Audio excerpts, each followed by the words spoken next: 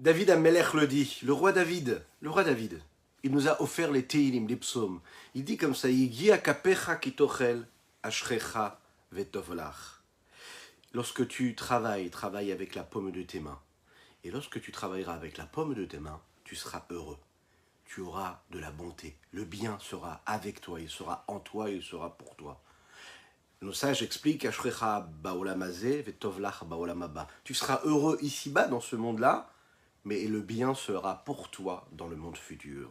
Yegia kapecha, ça veut dire que quand on va travailler, on travaille avec la paume de nos mains, mais on garde notre esprit pour Akadosh Baruch Hu, pour la sainteté, pour la Gdusha.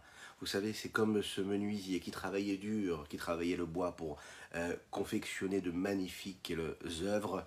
Et quand il travaillait, il disait des Teilim, il étudiait la Torah, il vivait cette connexion cérébrale avec Dieu tout en travaillant. On peut aussi avoir toutes sortes d'occupations intellectuelles aussi, travailler avec sa tête. Oui, il y a beaucoup de gagne-pain, voilà, qui se font avec l'intellect. Mais même dans l'intellect, on est capable aussi de garder quelque chose, de sanctifier, de mettre de côté quelque chose, c'est-à-dire la partie supérieure, suprême de notre esprit, et la donner à Kadosh Baruch Hu. Et puis comment est-ce qu'on va élever et sanctifier la matière, ce que nous avons fait de la paume de nos mains, eh bien en donnant la tzedaka. Quand on donne la tzedaka, eh bien on sanctifie, on élève tout ce que nous avons fait et tout ce dont tout ce que nous avons investi, physiquement et matériellement, dans ce temps que nous avons passé avec le contact que nous avons eu avec la matière. Boker Tov les Koulam, bonjour à toutes et à tous, je suis infiniment heureux de vous retrouver en cette magnifique matinée. Et on va démarrer dans quelques instants notre Tania du jour, juste après ces quelques notes de Nigun. Ay ay ay ay ay ay ay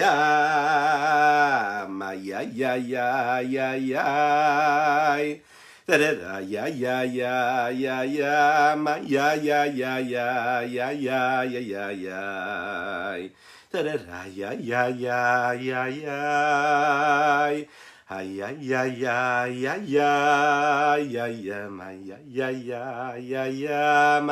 ay ay ay ay ay ay ay. Da da da da ya ya ya ma da da da ya ya ya ma da da da ma ma ma ma ma ma ma ma ma da da da da ya ya ya ya da da da ya ya ya ay ya ya ma ya ya ya ya ya ya. Ay ay ay ay da da da da ya ya ya da da da da ma ya ya ya ya ya ya ya ya ma ya ya ya da da da da ya ya ya ay ya ya ma ya ya ma ya ya ya da da da da ya ya ya ya ma ya ya ya ya ya ya ma ya ya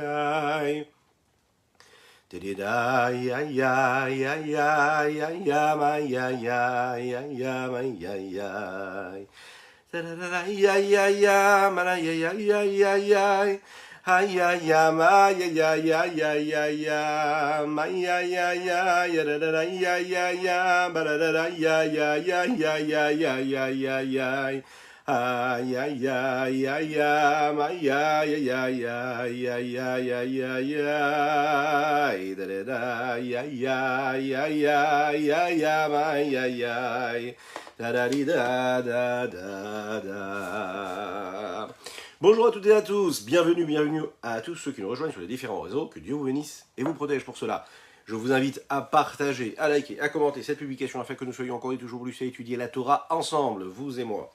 Et aussi ceux qui viendront ensuite, après, en replay.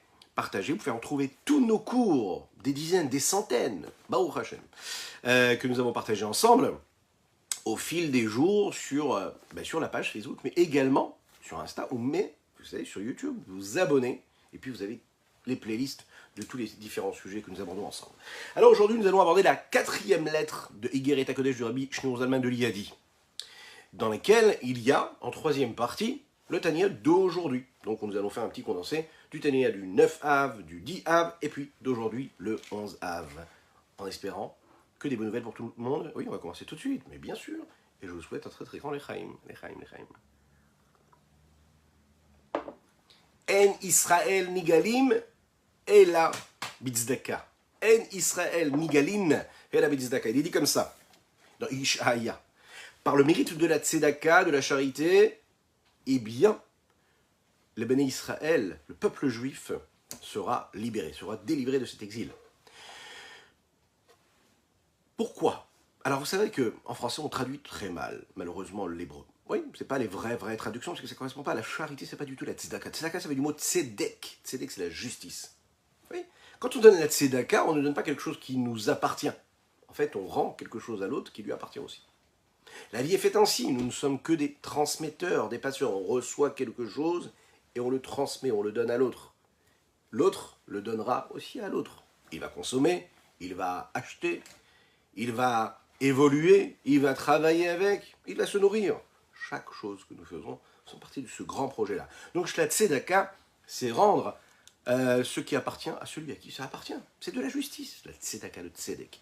Et quand on se comporte comme ça, eh bien quand on rend à chacun ce qui lui appartient, eh bien on se libère de quelque chose que nous avons en nous, hein, a priori, mais qui nous a été transmis pour que nous aussi nous puissions le transmettre à l'autre. Et cette justice, elle sera là, une libération, parce qu'il faut se libérer de ce que nous avons qui ne nous appartient pas, ou bien de ce qui nous a été transmis, donné. Et à ce moment-là, c'est la Géola totale, c'est la délivrance totale. Akadosh Baruch Hu nous libère. Il est dit comme ça, Shenemar Veshaveh Bitzdaka, ceux qui retournent vers moi, vers Tzion, ils le feront comment? Avec la Tzedaka. Kétiv, il est dit comme ça, Tzedek Lefanav Yehaler, la justice, hein, Lefanav, devant lui, Yehaler, elle ira. Mais qu'est-ce que ça veut dire? Vavel Memar, Yeler, on aurait dû dire, Tzedek Lefanav Yeler, la justice ira devant Dieu. Hein? Pourquoi Yehaler, elle se fera? Ça veut dire qu'en réalité, Yehaler, c'est ça qui va permettre à autre chose d'aller. Ça veut dire qu'ici l'idée c'est de dire que la tzedaka, c'est ce qui nous permet d'avancer, d'évoluer, de grandir, de nous rapprocher. Achaïnian. Néanmoins, il faut savoir. Il est dit, ça veut dire que le sens simple du verset c'est quoi? Lecha amar libi pakshupanai. À toi, et en accomplissant ta mission, c'est-à-dire cette mission que Dieu m'a donnée, je dis moi, et mon cœur dit, hein, mon cœur s'exprime, il dit, je cherche ma partie la plus profonde, ce qu'il y a à l'intérieur de moi, mon âme.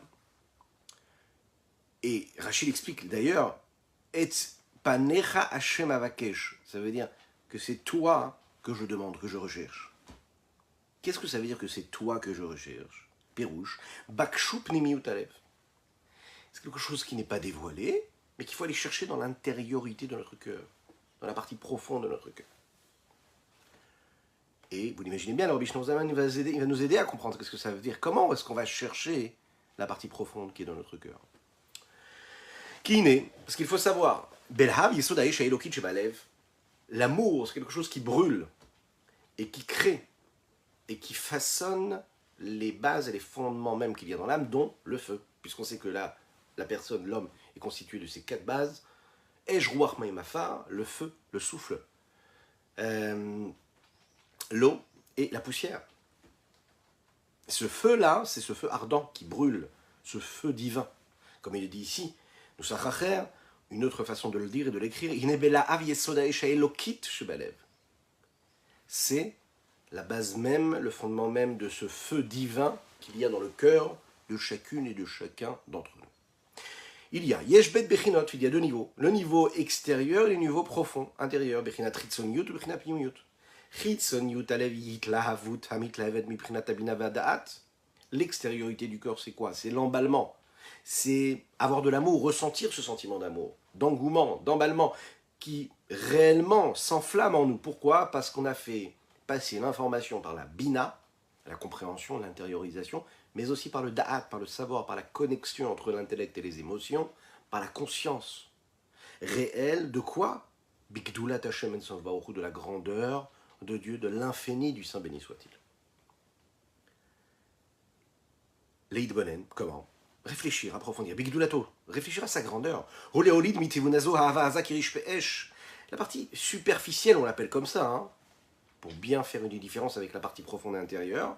Cette partie extérieure et superficielle, elle exprime quoi? La grandeur que l'on peut ressentir, que l'on peut faire naître en nous de cette réflexion, un amour puissant, ardent, comme des flammes de feu qui brûlent, qui montent vers le haut.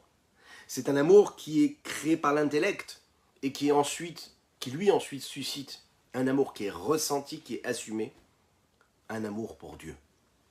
Oui, on a parfois cet amour qu'on ressent pour Akadosh Baruch Hu, pour Dieu. L'Echaim, l'Echaim.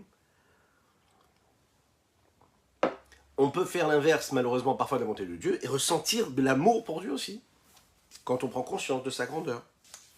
Maintenant, la partie profonde du cœur, qu'est-ce qu'elle exprime? La Pnimiut Alev. Pnimiut Alev, il y a un Nikudash avec Pnimiut Alev et Omka Deliba. Pnimiut Alev, c'est la partie intérieure, la partie profonde, c'est le cœur même, c'est le point culminant qu'il y a dans le cœur, qui est dans la profondeur de ce cœur-là. Elle dépasse même le niveau de conscience et de savoir et de compréhension qu'un homme pourrait atteindre en réfléchissant et même en intégrant dans son cœur la grandeur d'Akadosh Baruch Hu. De quel amour nous allons parler ici? Qu'est-ce que c'est cet amour-là? Quel est ce point culminant qui est si particulier, si spécial? Comme il est écrit, Mima'amakim kiraticha Hashem. Des profondeurs, je t'ai appelé Dieu. Mais Omka Deliba, des profondeurs qu'il y a dans mon cœur. Pourquoi Mima'amakim? David Amelech le dit, des profondeurs. Pourquoi? Parce qu'il y a différentes profondeurs dans le cœur. Il y a différentes étapes à franchir. Et il y a dans ce cœur-là différents niveaux, différentes profondeurs. Et de toutes ces profondeurs-là, je t'ai appelé. C'est-à-dire que j'ai réussi à passer outre toutes ces profondeurs. J'ai été jusqu'au bout. C'est un peu ce qui se passe ici dans les sujets du monde. C'est-à-dire pas seulement les sujets du divin, les sujets du monde, banal a priori. Parfois, il y a des notions, il y a des sujets qui concernent toute la vitalité qu'un homme pourrait avoir besoin, et on voit que toute la vitalité de l'homme dépend de cette chose-là. Il dépend de cet élément-là. Sans cette vitalité-là, il ne pourrait pas vivre.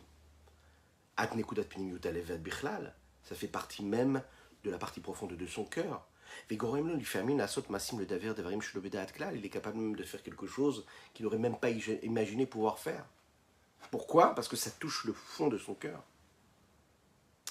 Ça dépasse même tout entendement, ça dépasse le raisonnement, ça dépasse la compréhension intellectuelle, ça dépasse toute profondeur intellectuelle et, on l'imagine bien, à plus forte raison, toute connexion émotionnelle ou de son cœur.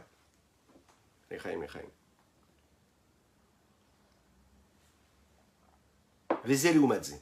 Dans le service de Dieu, il y a ces sujets-là que l'on peut trouver dans le monde, c'est-à-dire que de la même manière que cela se passe dans ce monde-là, ben ça se passe aussi au niveau des sujets qui sont en rapport avec le divin, avec Dieu.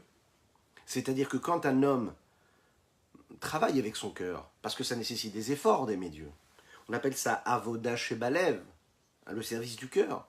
C'est-à-dire que j'investis mes émotions pour Dieu. C'est pas juste comme ça une pulsion. Je me suis levé un matin, j'ai dit ah, je trouve qu'être attaché à Dieu c'est magnifique. Non, c'est un travail de tous les jours, c'est quotidien. Parfois on est submergé par ce qui nous arrive dans l'existence, et l'amour de Dieu on la met un petit peu de côté. Hein, c'est-à-dire que c'est là, c'est dans notre cœur. On n'est pas en train de dire non, je n'aime pas Chazvé Shalom, mais on n'investit pas cet amour. C'est un peu comme dans le couple. On peut oublier complètement cet amour-là, ce qui crée réellement ce lien, la raison pour laquelle nous sommes là, qu'est-ce qu'on est en train de construire, le foyer, les enfants, etc. Parce qu'on est pris, submergé par les événements de la vie. Quand on prend un petit peu conscience de la profondeur du sujet, et qu'on fait un réel travail du cœur, alors à ce moment-là, on peut révéler cet amour que nous avons pour Dieu, cet amour-là qui dépasse même la compréhension, le discernement, ou la profondeur de l'esprit qui aurait fait naître des émotions. C'est là, on est là pour construire, on est là pour bâtir, on est là parce que c'est en nous, et puis c'est tout. Il n'y a pas de raison. Ve'ainu, c'est-à-dire, les fiches et bechinat nekudat pinimit alev inemala mibchinat adat emitpashet umidlabeshet, puisque le point profond qu'il y a dans le cœur dépasse même tout niveau de conscience et de savoir qui, lui, se répand et s'habille à travers Bamidot Shenoldo Mechorma Binadat Kanoda, qui s'habille à travers les différentes vertus, les différents traits de caractère, les différents niveaux intellectuels, que ce soit la Chorma, que ce soit la Bina, que ce soit la Da'at. Donc, puisque ça dépasse tout cela, puisque ça dépasse ces émotions ou même ces niveaux intellectuels qui vont naître de cette recherche-là, de cette quête-là, alors puisque cela dépasse, alors c'est beaucoup plus fort, beaucoup plus profond, beaucoup plus précis, parce que ça dépasse même tout entendement, tout raisonnement. Il nous précise L'avantage, c'est que c'est limpide, que c'est précis, mais ça n'est pas assumé de la même manière qu'une idée qu'on approfondit, qu'on pétrit, qu'on fait rentrer dans notre sagesse, dans notre intellect, et qui lui a fait naître des émotions. Ça reste un petit point comme ça. Ça reste un flash, ça reste un reflet, un rayonnement instantané quelque part. Ce point-là qui vient de la profondeur du cœur, c'est un niveau de dévoilement de la sagesse suprême qui dépasse la compréhension et le savoir et la conscience. Uva, et dans ce qu'on appelle la Chorma Eliona, cette sagesse suprême qui dépasse tout, alors là, Melubash Veganuz Or Hashem Mamash. Il y a dans cette sagesse-là, cachée, la lumière d'Akadosh Baruch Hu qui est là, qui est cachée. Ve'i Brinat Nitzot Selokut Shebekol Nefesh Mi Israël, et elle est, comme Moshe Katuv, on a oublié ces deux mots-là, comme Moshe Katuv, Hashem Bechorma Chole. Dieu, c'est dit comme ça, dans Mishlei, Shlomo HaMelech le dit, Hashem Bechorma, Dieu il est dans la Chorma, Dieu il est dans la sagesse. Bon. Oui, on savait que quand on étudie la Torah, on étudie avec quoi? Avec notre intellect. Et puisque la Torah, c'est quoi? C'est l'intellect de Dieu, c'est la sagesse de Dieu. Donc quand on étudie la Torah, on rejoint la sagesse de Dieu. Donc notre sagesse, elle s'attache à la sagesse de Dieu. Ok. Là, il nous dit Hachem, Dieu, ça veut dire que la lumière de l'infini du Saint béni soit-il s'habille dans la sagesse. Et elle est ce niveau d'étincelle du divin qu'il y a dans chaque âme de chaque juif. C'est-à-dire de cette étincelle divin qui dépasse le saisissement, la compréhension, qui, elle, amène donc cet amour de la profondeur du cœur, qui donc dépasse même, qui est plus élevé même, que la conscience et que le savoir qu'il pourrait avoir. Alors, est-ce que chacune et chacun d'entre nous, nous avons la possibilité d'atteindre ce niveau? Je ne sais pas, qu'est-ce que vous en pensez? Dites-le moi dans les commentaires, vous en pensez quoi? Est-ce qu'on est capable, nous, de révéler ce degré, ce niveau d'amour, de dévoilement de Dieu? Faites-le, vous pouvez aussi mettre des likes, vous pouvez partager, c'est magnifique, vous avez le mérite peut-être d'apporter un peu de Torah à une personne qui regardera ce cours. Et, oui, Boker Tov également à vous. Et, donc, est-ce qu'on a ce mérite-là, ou est-ce que c'est que des privilégiés? Est-ce que c'est que vraiment des grands tzadikim qui ont cette possibilité, ou est-ce qu'on a tout un chacun la possibilité de le faire, de révéler ça? Alors il nous explique ici le Rabbi Shlomo Zalman.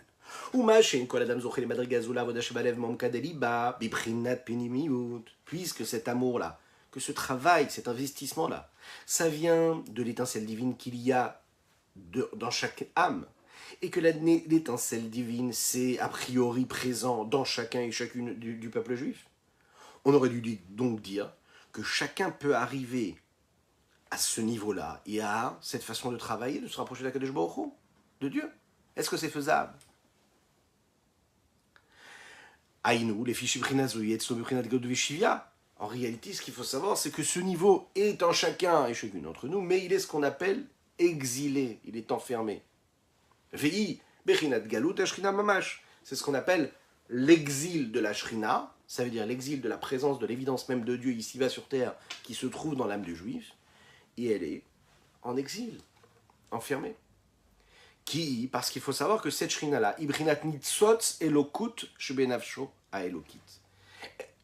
Pardon, elle est ce qu'on appelle cette Shrina, ça veut dire ce niveau de présence de Dieu, le niveau de l'étincelle du divin qui se trouve dans l'âme divine de chacun. Et quand ce niveau de cette étincelle divine qui est dans l'âme de l'homme, mais qui est présente, mais tout en étant présente, elle est en galoute, en exil. Donc c'est quoi? C'est l'exil de la Shekhinah. Et puisque le niveau de l'étincelle divine se trouve en exil, alors elle n'est pas active. D'accord? Elle n'est pas en éruption. Elle est là, mais elle est cachée, elle est voilée. Donc elle ne permet pas une transformation et une conscience qui pourrait amener un sentiment d'amour pour Dieu. C'est présent, c'est là, mais c'est en exil. Donc je ne peux pas m'exprimer si je suis en exil. Je suis en exil.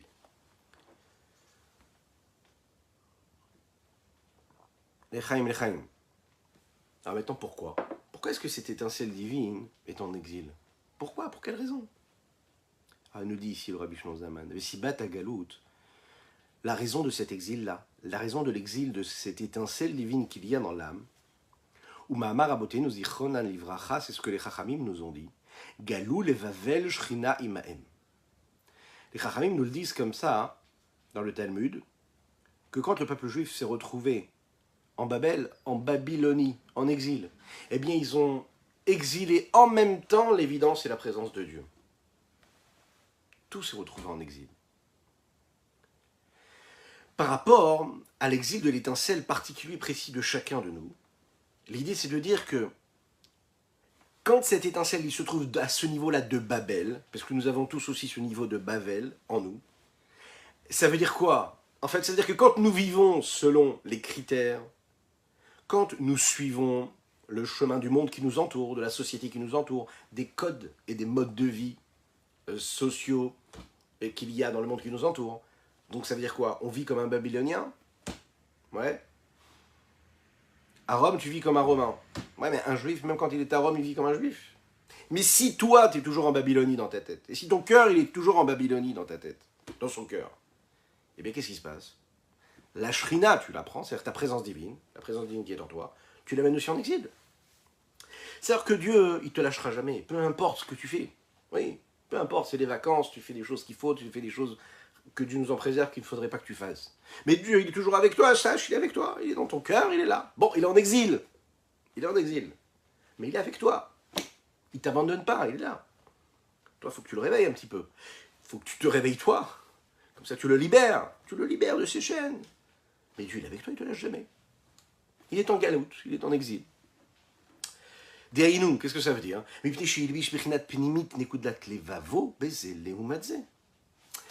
C'est la raison pour laquelle Akadosh Baruch Hu, ce qui répond à la question que peuvent penser parfois, on se dit, oui mais pourquoi est-ce que Dieu, pourquoi est-ce qu'il y a de la vitalité dans tout ce qui est inverse à la sainteté? Il y a de la vitalité dans le mal, il y a de la vitalité dans tout ce qui est la méchanceté, la jalousie, l'impureté, tout ce qui est profane, tout ce qui est l'inverse de ce que Dieu attend de nous. Ok, pourquoi? Et pourtant, il y a cette vitalité-là, on a déjà expliqué. De la même manière qu'il y a une force de vitalité dans la sainteté, il y a aussi Zéleumadze, il y a aussi en face une vitalité qu'il y a aussi dans tout ce qui est profane, dans l'inverse de la sainteté, dans la pureté, etc. Pourquoi? Parce que pour nous laisser le mérite, pour nous laisser le libre arbitre. Parce que si il aurait de la vitalité que dans le bien, c'est facile. On n'aurait pas de mérite, parce qu'on choisirait bien sûr la vitalité, donc nous n'irions jamais de l'autre côté. Quand il y a de la vitalité de ce côté que je choisis la bonne vitalité, celle de la sainteté, alors à ce moment-là, je me montre proche d'Akadosh. Je m'élève, je me sanctifie. Réellement. Je fais ce travail-là. C'est pas si évident, mais je le fais. Cette vitalité qu'il y a de l'autre côté, elle est là. C'est-à-dire que ce point-là qui est en exil, il s'est retrouvé en exil. Qu'est-ce que ça veut dire? Ça veut dire qu'il est visé par cette vie de l'autre côté. Zéleumadze. Dehainu, ça veut dire Bilvushim soim demile de alma. Il s'est habillé dans ces habits-là, repoussants, profanes, qu'il y a dans les choses du monde, dans les éléments du monde. Vitaavot olamazé, dans les plaisirs que ce monde-là peut nous offrir. Adikra Beshem Bavel. Et le nom qu'on peut donner à tous ces éléments profanes qu'il y a sur Terre, c'est donc ce Bavel-là. Et puisqu'il en est ainsi, alors il y a à ce moment-là l'exil de la Shrina, de l'étincelle divine qu'il y a, Bebabel, ça veut dire que mon étincelle divine se retrouve en exil dans les plaisirs du monde, dans toutes les occupations, les préoccupations que le monde peut m'offrir et dans lesquelles je peux sombrer. Vehi, Bechinat Orla Hamechassa à la Berit. C'est ce que nous appelons dans l'Amsa, ce niveau-là de petite peau qui recouvre le membre avec lequel nous faisons la Brit Mila. Ça veut dire qui recouvre cette alliance qui est avec Akadosh Baruch Hu. Ce point, ce point qu'il y a dans le cœur. Vous savez qu'il est dit comme ça, nous sommes dans le Chumash Devarim, là, deuxième parasha Vaïtranan. Et après la parasha de Vaïtranan, nous avons aussi également la parasha de Aikev. Et qu'est-ce qu'il est dit là-bas?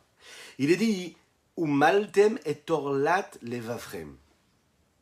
Il faut faire un travail, il faut retirer ce qui recouvre le cœur.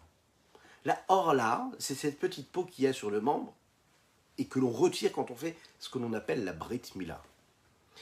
Ici, le texte emploie ce même terme-là, et les Chachamim nous disent qu'il s'agit réellement de cette petite peau, de cette petite chose qui est en plus, et qu'il faut retirer. Mais de quoi? De notre cœur. Il faut faire la Brit Mila à notre cœur. Il faut faire ce travail-là, retirer ce qui recouvre, ce qui cache le point culminant, le point profond qu'il y a dans le cœur de chacun. Qu'est-ce que c'est cette mila que nous faisons au cœur? C'est des mots que nous emploie également dans les textes que nous prononçons pendant Rosh Hashanah et Yom Kippour, quand on demande pardon à Kadosh Baruch Hu. On demande pardon pour nos fautes. C'est ce que nous appelons la Teshuvah. De la même manière que dans l'exil de la Shrina, de la présence de Dieu ici-bas sur terre globale du peuple juif, on sait que nous l'avons dit, et cette lettre-là, la 4e lettre de Igeret HaKodesh, elle a commencé par quoi, vous vous en souvenez? En Israël Nigalim et la Bitzdaka. Oui. Et si Israël font Teshuvah, im Israël osim Teshuvah, miyad Nigalim. C'est miyad en Nigalim. C'est quasiment les mêmes termes. Quand on fait Teshuvah, si vraiment le peuple juif fait Teshuvah, alors on est tout de suite libéré, la Kadosh Baruch Hu nous libère. Ça veut dire que la Teshuvah, elle amène la Géoula. Quand je fais Teshuvah, je libère. Pourquoi? Parce qu'en réalité, il y avait en moi un point culminant qui était complètement, ce point qui est dans mon cœur, qui était considéré comme Babel, il était en exil. C'est-à-dire que quand j'utilisais mes émotions, j'utilisais mon cœur, mes désirs, mes passions, mes pulsions, je me levais le matin, je me disais, allez, qu'est-ce que je vais pouvoir faire pour assouvir mes désirs? Qu'est-ce que le monde m'offre? Alors je marche dans la rue, j'ouvre mon téléphone, et je me laisse aller à ce que le monde m'offre. D'accord? Et je suis submergé parce que le Babel, tout ce qui est autour, m'offre. Donc là, Shrina, qu'est-ce qui se passe? Elle est en exil, parce que la seule chose qu'elle fait, c'est quoi? Mais c'est suivre les pulsions de son cœur, suivre ce que le monde lui offre. Oui? Lorsqu'il y a du recul, et lorsqu'il y a de la conscience, et lorsque l'on fait cette Brit Mila à notre cœur, ça veut dire qu'on fait en sorte de retirer ce qui cache, ce qui couvre, ce point essentiel qui nous rattache à Kadosh Baruch Hu. Lorsqu'on fait Teshuvah, eh bien on libère ce point-là de l'âme, qui est tout là, qui est tout au fond là, qui est dans notre cœur, et on le libère. On amène donc la délivrance et la libération, donc la Géoula à soi-même, et c'est ce qui amène ensuite la Géoula Klalit, la Géoula Pratit, c'est elle qui amène la Géoula Klalit. Si chacun se libère, chacun décide de ne plus se laisser submerger, de ne plus vivre dans ce Babel, dans cette Babylonie-là, dans tout ce qui est profane, et qui se sanctifie, qui dit voilà, moi mes énergies, mes envies, mes désirs, mes souhaits, mes objectifs ne doivent jamais être empreints de ce profane-là, ne doivent jamais être motivés par quelque chose de profane, ou en train d'assouvir quelque chose de profane. C'est très simple. Si ce n'est pas de la sainteté, alors ça veut dire que c'est de l'impureté. C'est ça qu'il faut se dire. Le test, il est là. Quand on réussit à faire cela, on retire cette petite peau-là qui recouvre et qui doit être retirée. Et quand on réussit cela, donc on arrive à libérer cette étincelle divine qui est en nous, mais qui est cachée. Et là, il va rentrer concrètement dans les différentes étapes qu'il y a dans cette Mila. Vous savez que dans la Mila, il y a 2 étapes, il y a 2 niveaux. Il y a le niveau où on retire la peau, on découvre la peau, et il y a le niveau où on retire, on coupe un morceau de cette peau-là. Et les deux sont nécessaires, et quand il y a une des étapes qui n'a pas été faite, la Mila n'est pas considérée comme une bonne Mila. Ok. Ici, il nous dit, c'est pareil ici. Il y a l'écorce qui est beaucoup plus grossière, qui est plus épaisse, et il y a celle qui est beaucoup plus fine. Qu'est-ce que ça veut dire dans notre cas, nous, dans notre cœur, là, qui est censé se purifier, se sanctifier?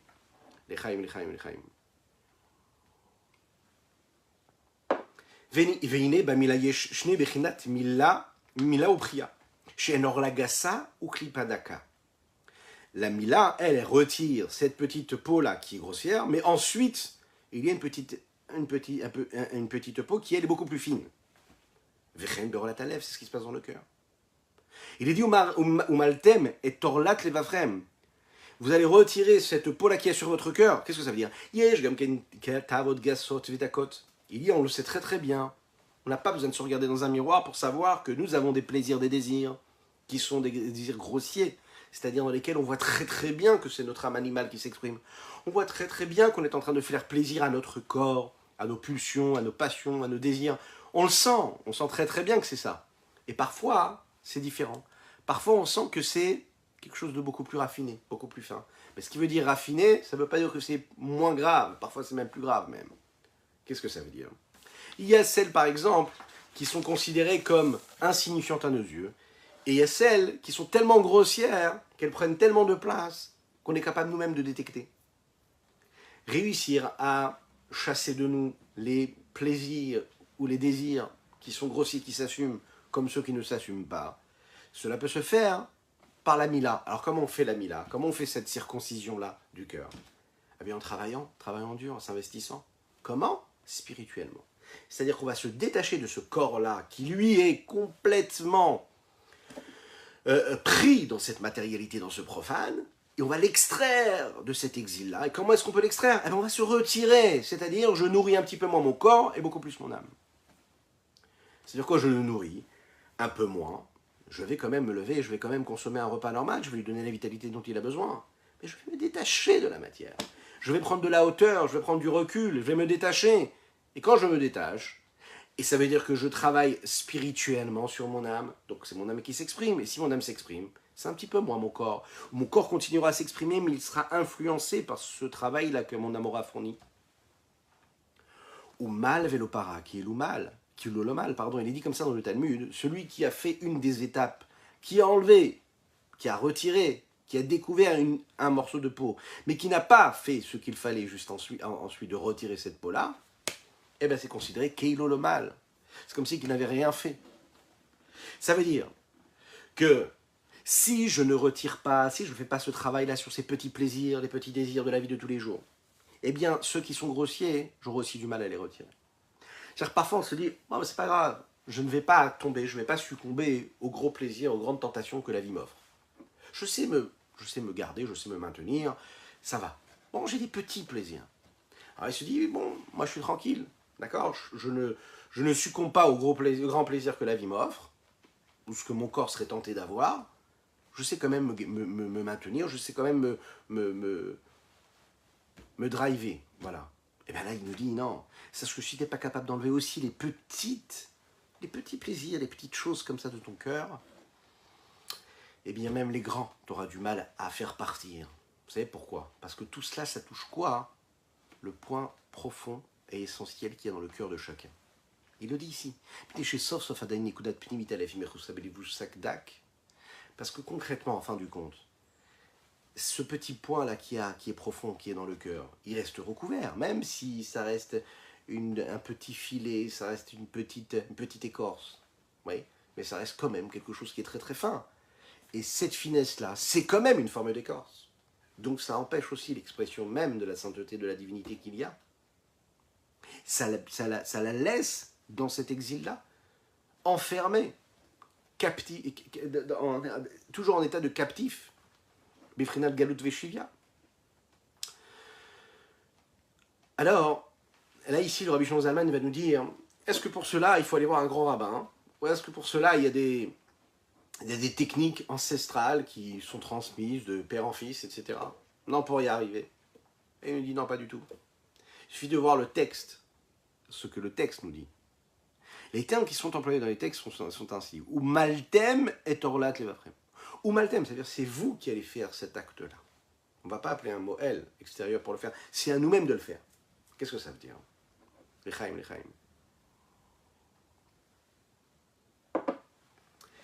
Vous savez que Mashiach est en train d'arriver. Baruch Hashem. Bezrat Hashem, très très rapidement, il arrive. Là, on est juste avant. Donc il faut profiter de chaque moment que nous avons de notre existence pour faire ce travail de Umaltem.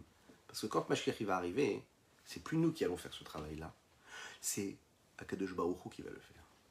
Quand Mashiach va arriver, très rapidement, d'ailleurs c'est ce qui est dit dans la parashat Nitzavim, Umal Hashem Elokecha et Levavecha.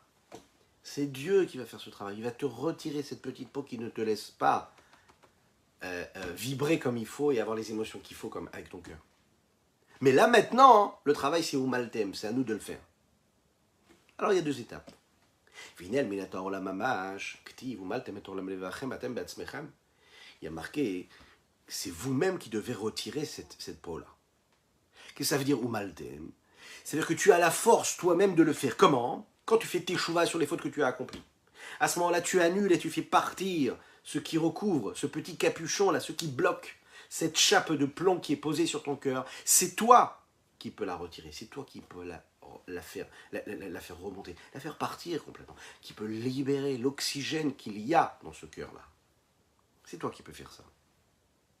C'est toi qui va qui va dévoiler ce qui est caché. C'est toi qui va faire partir toutes ces tavotes, tous ces plaisirs qui encore une fois, te font tomber encore plus profond dans cet exil-là.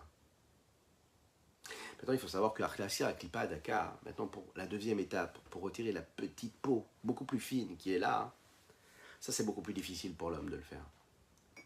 C'est d'avoir à cacher à la Adam. Enfin, le Zénimar, mais bien Mashiach, c'est pour ça que c'est dit que quand tu auras Mashiach, ou mal Hashem et loker, et levavecha chuli. Rehahava it Hashem et lokecha bechol levavecha, ou bechol nafshecha, leman chayecha. Kilomar, leman ki Hashem levado, ou kol chayecha mamash. Quand tu auras Mashiach, c'est Hashem qui fera ce travail qui te permettra d'aimer ton Dieu de tout ton cœur, de toute ton âme, leman chayecha, pour ta vie. Qu'est-ce que ça veut dire? Ça veut dire qu'en fait, l'amour que tu auras pour Dieu, ce ne sera pas juste un amour qui est un potentiel de dévoilement ou qui est dévoilé réellement, seulement dans l'âme. Ce sera un amour qui sera assumé, au point que toute ta vie, ce sera cet amour-là. Vous avez déjà vu, vous avez déjà croisé des grandes sadikim. De temps en temps, on a eu dans l'histoire. On se dit, mais toute leur vie, c'est Dieu. C'est-à-dire qu'il n'y a pas de travail, il n'y a pas d'effort particulier. C'est des personnes qui ont fait un travail, ou parce que Dieu en avait décidé ainsi, qui sont nés déjà comme ça, différents de toute l'humanité. Mais c'est-à-dire qu'il y a cette séparation du profane. Le profane n'existe pas. Ils sont Dieu. Toute leur vie, c'est la Gdusha, c'est de la sainteté. Les Ma'an Chayecha, c'est que c'est mon existence. Ce n'est pas quelque chose d'extérieur à moi qui demande et qui nécessite un effort particulier. Être complètement le message, être complètement dans la profondeur, dans l'expression, dans le dévoilement, dans la partie superficielle comme intérieure, la partie extérieure comme profonde, ça, c'est un travail qui est énorme et qui nécessite l'aide d'Akadosh Baruch Hu qu'il aura quand tu auras Mashiach. Ça veut dire que cet amour-là, ce sera la vie de chacune et de chacun d'entre nous. Et de la même manière qu'un homme ne peut pas se sentir séparé de sa vie, qu'est-ce que ça veut dire? Il se sent vivant, c'est pas que la vie c'est quelque chose d'extérieur à lui. On ne peut pas se détacher de notre vitalité, de notre existence, de notre oxygène. La même chose, on ne pourra pas ne pas ressentir l'amour que nous avons pour Dieu. Aujourd'hui, on se lève le matin, on dit Modéani. Si on ne dit pas Modéani, si on ne fait pas Netilat Yadayim, si on n'a pas une vie, si même quand on fait la Tefila, si même quand on fait tout ce que nous faisons, on n'a pas cette kavana, on ne fait pas ce travail-là de prendre conscience de ce qu'on est en train de faire. Si on n'appelle pas Dieu dans notre vie, si on ne le vit pas, bien on peut passer complètement à côté de Dieu. On peut tout faire même. On peut faire les mitzvot, on peut étudier la Torah, on peut faire la Tefila, on peut tout faire. Et passer à côté de Dieu. Qu'est-ce que ça veut dire? Que le message de Dieu, c'est pas ma vie. Je le fais parce qu'il faut que je le fasse. Mais quand est-ce que je me sens exister? C'est quand je vais vivre tel ou tel événement. Quand je vais ressentir telle ou telle chose.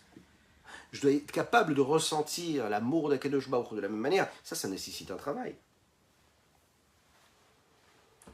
C'est la raison pour laquelle cet amour-là de la profondeur du cœur, elle vient de la profondeur du cœur et elle s'exprime à travers le cœur. Et elle vient de la partie profonde qui est dans ce cœur. Et comme nous l'avons dit tout à l'heure, elle dépasse tout entendement, elle dépasse tout savoir, elle dépasse toute compréhension, approfondissement intellectuel, et donc elle dépasse toute conscience. Ne parlons même pas de la pleine conscience. Il n'y a pas de ressenti, il n'y a pas d'émotion. Ça dépasse tout. C'est là, parce que c'est là, c'est une vitalité. Pourquoi est-ce que tu respires? C'est pas parce que tu ressens que tu as besoin de respirer ou pas. Tu respires parce que c'est comme ça, c'est ta vie, c'est ta vitalité. Ça, c'est l'amour normal que nous devrions avoir pour Dieu. C'est un amour qui est assumé, qui n'est même pas assumé. C'est encore plus fort qu'être assumé. C'est comme ça, c'est naturel. Vous savez, il est dit comme ça que quand Mashiach arrivera, il arrivera be'eser hadaat. Qu'est-ce que ça veut dire, eser hadaat? Ça veut dire qu'on pense à autre chose et hop, il nous surprend, il vient. En réalité, c'est pas comme ça qu'il faut interpréter le texte. Ça veut pas dire ça. Akadosh Baruch Hu, il nous envoie Mashiach quand on est be'eser hadaat. Ça veut dire on est à un niveau où on n'est même pas dans la conscience, on a dépassé la conscience. On vit le message de la délivrance, on vit cette libération-là, on vit la présence de Dieu. Vei Gilouy, Prinat Nekuda Pnimita Klalit. C'est quoi? C'est le dévoilement de ce qui est profond en nous, qui dépasse toute conscience, qui dépasse tout savoir, compréhension ou analyse. Veitsiat Ashrina Klalit, c'est le fait de faire sortir l'évidence, la présence de Dieu, qui se trouve dans cette galoute. Ça veut dire cette shrina, cette présence divine qu'il y a dans le klal Israël, dans le peuple juif, faire sortir d'exil, de captivité. La hal le olamim à tout, jamais. Nous l'avons expliqué. quand on est capable de libérer notre petite étincelle divine qu'il y a en chacune et chacun d'entre nous, alors on permet la délivrance totale et globale du peuple juif. Chacun doit faire ce travail-là. Comment est-ce qu'on réussit à le faire, nous, en nous? C'est quand on réussit à dépasser cette conscience-là. On décide de libérer notre corps, notre esprit, notre âme, nos émotions. C'est pas que je décide d'aimer Dieu parce que j'ai pris la conscience que je dois aimer Dieu. C'est que je vis, c'est ma vitalité, c'est mon oxygène. Ça a dépassé mon savoir, ça a dépassé ma conscience. Quand je vis de cette façon-là, c'est Be'eser Hada'at, je retirais la conscience. Alors à ce moment-là, le clan Israël aussi, il est libéré. C'est-à-dire qu'on réussit à passer de l'autre côté. On n'est quasiment plus dans l'effort. On est dans un constat réel. C'est comme ça, je vis cette vie de profondeur assumée, pas parce que je comprends, pas parce que je suis dans un processus d'évolution ou de travail d'investissement et d'effort, parce que je sais que la vérité, elle est là, que je dois dévoiler la vérité, etc. Non, je suis dans ce niveau de conscience parce que ça a dépassé ma conscience. Cet amour pour Dieu, c'est quelque chose d'assumé. C'est ma vie, c'est tout. C'est Dieu. Les man chayecha. Quand on réussit chacun à faire cette libération, cette délivrance, à ce moment-là, c'est tout le peuple juif qui peut réussir. C'est intéressant de savoir, c'est expliqué de manière très très profonde dans la Tefila, dans la Chassidoute, que justement cela se fait particulièrement dans le travail de la Tefila. Quand on s'investit dans la Tefila, c'est ça ce qu'on appelle Umal Tem et Torlat Levavchem, ou bien Umal Hashem et Levavecha. C'est que réussir cela, ce travail qu'il y aura quand Mashiach arrivera, on peut déjà un petit peu s'en inspirer et le vivre au moment de la Tefila. Parce que le moment de la Tefila, on rentre dans un autre espace-temps, on se détache, on se coupe du monde dans lequel nous vivons, des critères, des barrières, des limites de ce monde, nos propres limites, et on peut rentrer comme ça sous l'enceinte et sous la coupole d'Akadosh Baruch Hu de Dieu, sous cette shrina-là, et on est dans cet état un petit peu comme ça de délivrance, de libération. C'est un moment où on peut atteindre ce niveau qu'on aura quand on aura Mashiach, et le Rabbi Shimon Zalman nous l'explique aujourd'hui. Echaim, Echaim.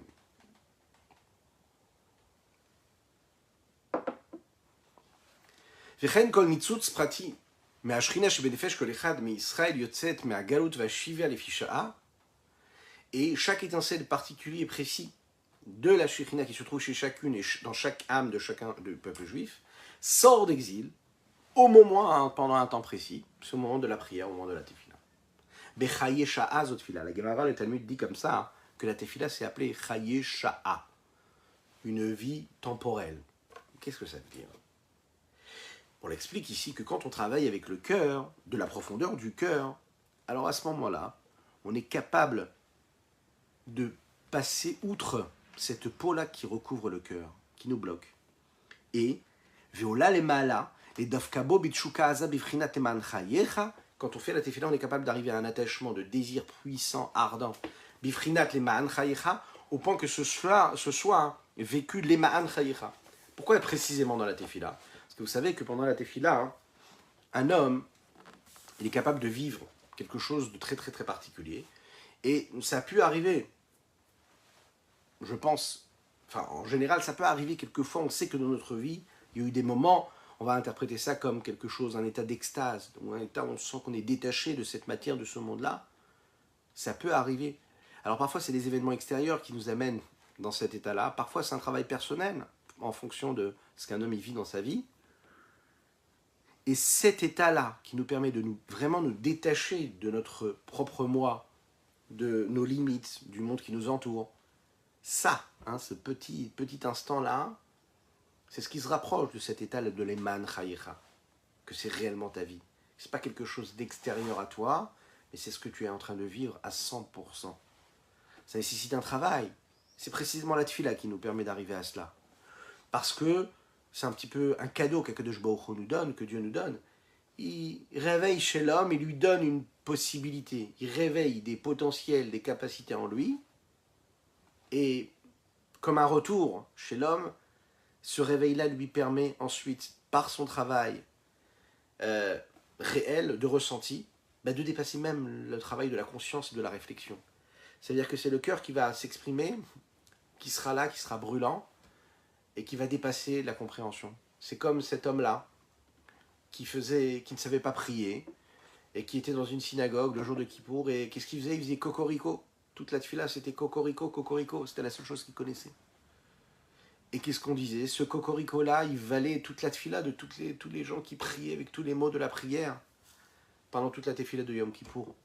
Et qui nécessitait un travail réel de compréhension et d'attachement et de réflexion avec Dieu.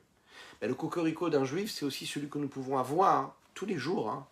Cocorico, c'est être capable de libérer notre cœur. C'est-à-dire qu'il y a quelque chose qui est tellement profond, on est tellement connecté à Dieu, et ça c'est un cadeau que Dieu nous donne parfois.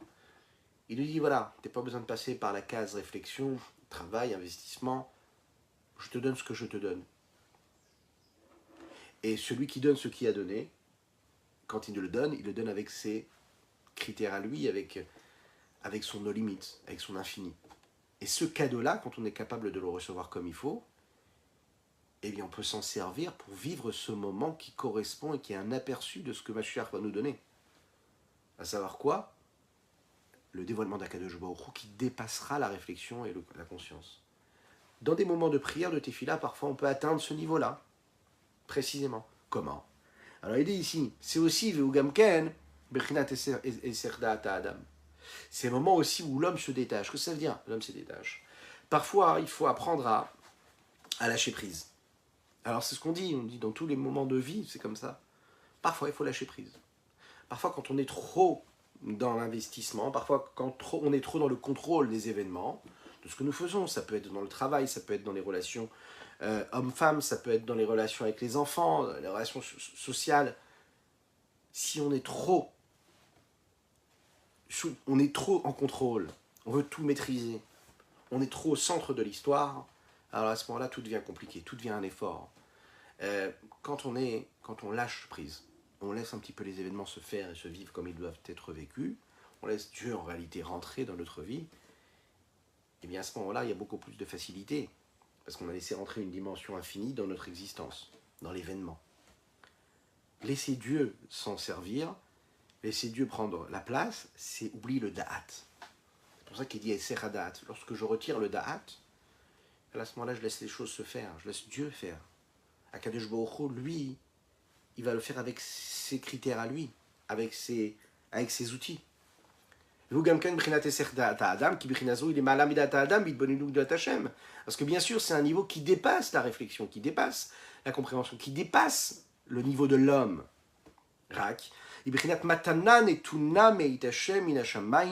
C'est un cadeau qui est donné de Dieu et qui vient du ciel. Mais il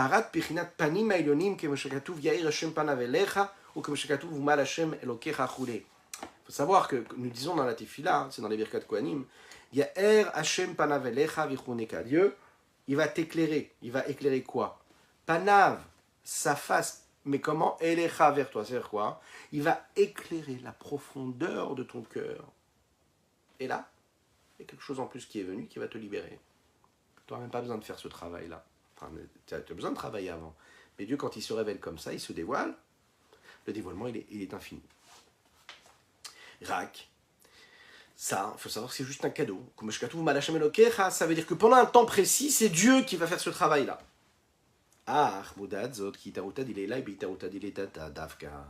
Comment on peut arriver à cet état-là où Dieu il vient, il nous dit allez viens, je te prends avec moi et je te libère, même si c'est juste pour un instant. Il faut arriver à cela, ça nécessite un travail. Il faut savoir que l'éveil du haut dépend de l'éveil du bas. Si tu te réveilles en bas comme il faut, si tu fais le travail qu'il faut ici-bas, alors à ce moment-là, Dieu peut se révéler, Dieu il descend en toi et Dieu il se révèle à toi. Hitaruta dil Ela, ça vient par Hitaruta dil Tata. Parfois, le réveil du haut vient sans un travail fourni, sans un effort du bas. Mais quand tu veux susciter l'effort et le réveil du haut, eh bien, il faut que tu travailles, qu'il y ait ce mouvement-là du bas. C'est-à-dire Hitaruta dil Tata. Ça veut dire que même quelque chose qui vient d'en haut, et que l'homme, lui, n'a pas la possibilité d'amener par ses actions, il faut qu'il y ait un réveil du bas, il faut qu'il y ait quand même quelque chose. Il faut que tu montres que tu es apte à recevoir ce que Dieu va te donner. Ce que nous appelons dans la Kabbalah les ma'in nugvin, ça veut dire quoi? Ça veut dire le réveil du désir de celui qui reçoit. Ça, ce réveil-là, de ces eaux féminines, entre guillemets, elle réveille le désir de celui qui reçoit, et c'est ce qui crée en fait le réceptacle pour recevoir les ma'induchin, c'est-à-dire les eaux masculines, mais qui sont bien sûr un terme ici, qui nécessite d'être compris dans les termes kabbalistiques, qui veut dire que celui qui reçoit se met en condition pour être un réceptacle, pour recevoir ce que celui qui lui donne est en train de lui donner. Donc, que l'homme puisse recevoir ce que Dieu lui donne, il doit se mettre dans un état, il doit créer un réceptacle. Comme Moshe Amrou, comme les Chachamim le disent, il n'y a aucune goutte qui descendrait d'ici-bas sans qu'il y ait déjà une goutte et des gouttes qui se seraient mis en mouvement pour recevoir celle qui viendrait d'en haut. C'est la raison pour laquelle il est dit c'est la raison pour laquelle l'homme il doit déjà faire cette mila lui-même. Il faut déjà faire ce travail précis, personnel et particulier. La retirer cette peau-là qui est sur notre cœur, cette écorce grossière, celle qui est grossière et celle qui est fine, nous l'avons dit, il y a ces deux étapes-là. Amalbishot ou mechasot abrinat nekudat pinit alev, qui court et qui habille, qui renferme le niveau du point culminant qu'il y a dans le cœur de l'homme. Shibrinata avat Hashem, c'est cet amour de Dieu, pour Dieu, c'est-à-dire de se dire que Dieu c'est toute ma vie, que c'est pas une partie de ma vie, c'est toute ma vie, que je vis dedans, je vis dans cet état d'esprit-là, assumé. Et comment est-ce que je réussis à faire ça? Quand je réussis à sortir cette âme-là, cette lumière qui est enfermée, qui est en exil, comment? Parce que c'est une vitalité que j'ai mise, dans quoi? Dans tout ce que le monde m'offre, dans tous les plaisirs du monde. Vous savez, on ne peut pas être là et là en même temps. Donc quand tu utilises ton énergie pour faire une marche en avant, tu ne peux pas faire marche arrière. Tu ne peux pas faire les deux en même temps. D'accord? Donc si l'énergie, je la mets dans tous les plaisirs du monde, ce que le monde peut m'offrir, cette énergie-là, je ne peux pas la mettre dans l'investissement pour créer de la sainteté, créer de l'énergie positive, créer de l'énergie divine ici-bas sur Terre. Je ne peux pas libérer mon âme et je suis en train de faire l'inverse, je suis en train de l'enfermer encore plus. Quand je réveille ce cœur qui est en moi, au point de vivre que quoi? De me dire que toute ma vie, ça doit être Akadosh Baruch Hu, ça veut dire apporter de la sainteté ici-bas sur Terre, vivre la réalité divine ici-bas sur Terre. Alors à ce moment-là, je libère cet élément, cette énergie qui est en exil ici-bas, c'est-à-dire que j'ai mis dans les plaisirs du monde, parce qu'elles, elles sont vécues aussi, les man chayecha, parce que vous savez très très bien que quand on est dans les plaisirs du monde, on y est à fond, c'est toute notre vie en réalité, on vit à travers ses désirs et ses passions. Alors, il faut faire il faut faire l'inverse, Ve'ainu, ça veut dire retirer cette écorce-là, retirer cette petite peau qui est sur notre cœur. Alors, on revient à la première phrase qui a introduit ce chapitre-là, qui était En Israël Nigalim Elab Tzedaka. Comment est-ce que le peuple juif peut se libérer par la tzedaka? Alors, se libérer de quoi? Ça veut dire libérer, comment on peut libérer notre cœur, d'être complètement plongé dans les plaisirs du monde? C'est en donnant la tzedaka. Pourquoi la tzedaka? Qu'est-ce que ça a à faire ici, la tzedaka? Il nous explique. Parce que quand tu donnes de ton argent, ça veut dire quoi ton argent? Tu donnes de ta vitalité. Ta vitalité, ça veut dire que dans chaque homme, puisque avec son argent, il est capable d'acheter ce qui lui permet de se nourrir. Donc l'argent, c'est le moyen qui permet à l'homme de vivre. Donc dans l'argent que je prends ici, qui est capable de me donner la vie physique, quand je prends cet argent-là, et je vais la donner à la tzedaka, à quelqu'un d'autre, je suis en train de montrer que je donne ma vie. Mais qu'est-ce que ça veut dire que je donne ma vie? Je donne ce qui aurait pu nourrir mon corps, je le donne à l'autre. C'est-à-dire que je le sanctifie, je le donne à Kadosh Baruch Hu, je le donne à Dieu.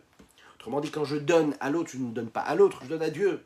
Je suis en train de montrer que je me dépasse complètement, que je sors de mon confort, je sors de cette vitalité propre, et je montre que je suis conscient que c'est pas grave, je ne sais pas ce qui se passera demain.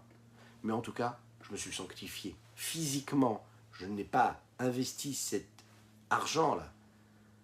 Ça peut être un argent matériel, mais aussi un argent spirituel.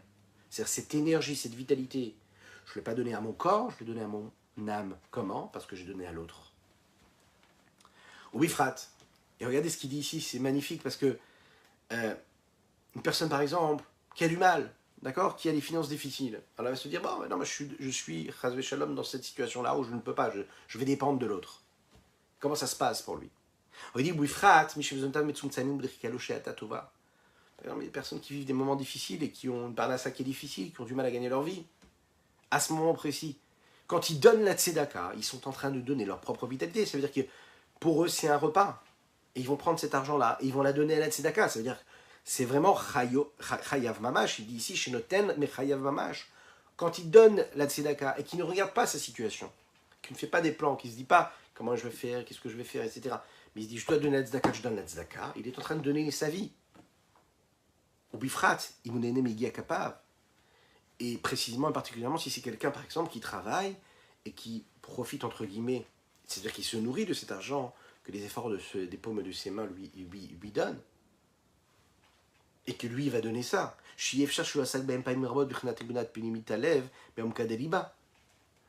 On peut l'imaginer, une personne qui travaille dur pour gagner sa vie, eh bien, c'est vraiment le cas de le dire, gagner sa vie ici, elle y met tout son cœur, elle y investit toute la profondeur de son cœur dans ce moment-là. Donc quand elle prend cet argent-là, cette personne, dans lequel elle a mis tout l'investissement de son corps, de son esprit, de son âme, de son cœur, de la profondeur de son cœur, et elle donne ça à la tzedaka, elle est en train de racheter complètement la profondeur de son cœur. Comme on sait que souvent, on y met tout, hein, dans le commerce, on met toutes ses forces, toute son âme. Quand il va prendre ça et qu'il va prendre tout cet investissement, tout ce qu'il a été capable de fournir par ses efforts physiques, et prendre ça et le donner à la tzedaka. Venoten lachem besimcha uvtuvleva, et il donne à Dieu, avec la joie, avec un bon cœur, avec allégresse. Il est basé pode nafsho mishachat. À ce moment-là, il est en train de racheter son âme des abîmes, de tout ce qui pourrait être négatif. Dehainu, bechinat nekudat pnimit levavo, il est en train de racheter la partie profonde, le point culminant de la profondeur de son cœur. Shehaïta bechinat galud veshivia, ce cœur-là qui était emprisonné, isolé complètement, en état de captivité,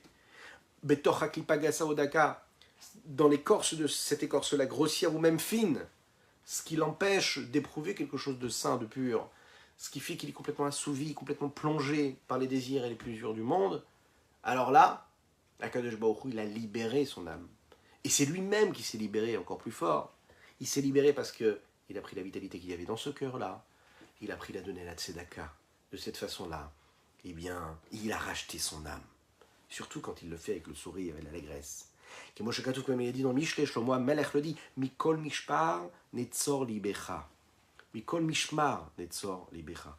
Tu vas permettre à ton corps, en réalité, garder ton cœur de tout enfermement. Comment est-ce que tu peux garder ton cœur et préserver ton cœur? Alors il dit, Mishmar ici, c'est Beita Asurim. C'est vraiment une prison. Ça veut dire que garde ton cœur qui ne soit jamais emprisonné, qui soit jamais sous ces chaînes, sous ces barrières, sous ces frontières-là, sous cet exil qu'il y a dans les écorces des plaisirs que le monde peut nous offrir. Lechaim, lechaim.